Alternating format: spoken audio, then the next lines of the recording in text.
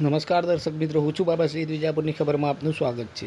PM કિસાન ઉત્સવ દિવસ અને મિલેટ મેળો. મહેસાણામાં 2,35,314 ખેડૂતોને 48 કરોડ 49 લાખની સહાયનું વિતરણ કરવામાં આવ્યું. સમાચાર વિગતવાર જાણીએ તો આજે પંડિત દીનદયાળ ટાઉન હોલ ખાતે જિલ્લા પંચાયત પ્રમુખ તુષાબેન પટેલની ઉપસ્થિતિમાં પીએમ કિસાન ઉત્સવ દિવસ તથા મિલેટ મેળાનું ભવ્ય કાર્યક્રમ યોજાયો હતો.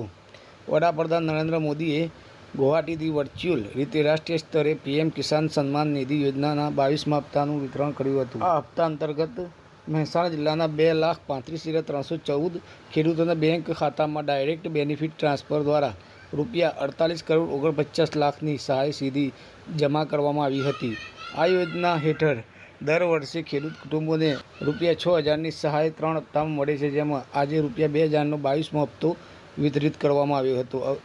ગિરીશભાઈ રાજગોરે સંબોધનમાં જણાવ્યું હતું કે ચાલુ વર્ષે કમોસમી વરસાદની પાકને થયેલ નુકસાનની ભરપાઈ માટે રાજ્ય સરકારે ઐતિહાસિક કૃષિ રાહત પેકેજ જાહેર કર્યું છે. આ પેકેજ અંતર્ગત મહેસાણા જિલ્લાના 1,41,320 ખેડૂતોને 285 કરોડ 28 લાખની સહાય પણ ડીબીટી દ્વારા આપવામાં આવી છે. જિલ્લા ખેતીવાડી અધિકારી શૈલેષ પટેલે સ્વાગત પ્રવચન કરીને ખેતીવાડી વિભાગની વિવિધ યોજનાઓની વિગતો આપી અને ખેડૂતોને તેનો મહત્તમ લાભ લેવા અનુરોધ કર્યો હતો. આ પ્રસંગે મહાનુભાવોના હસ્તે વિવિધ સહાય યોજનાઓના લાભાર્થીઓને સહાય હુકમ વિતરિત કરાયા હતા. કાર્યક્રમમાં ગુવાહાટીથી વડાપ્રધાન અને ગાંધીનગરથી મુખ્યમંત્રી ભૂપેન્દ્ર પટેલના કાર્યક્રમનું લાઈવ પ્રસારણ નિહાળવામાં આવ્યું હતું.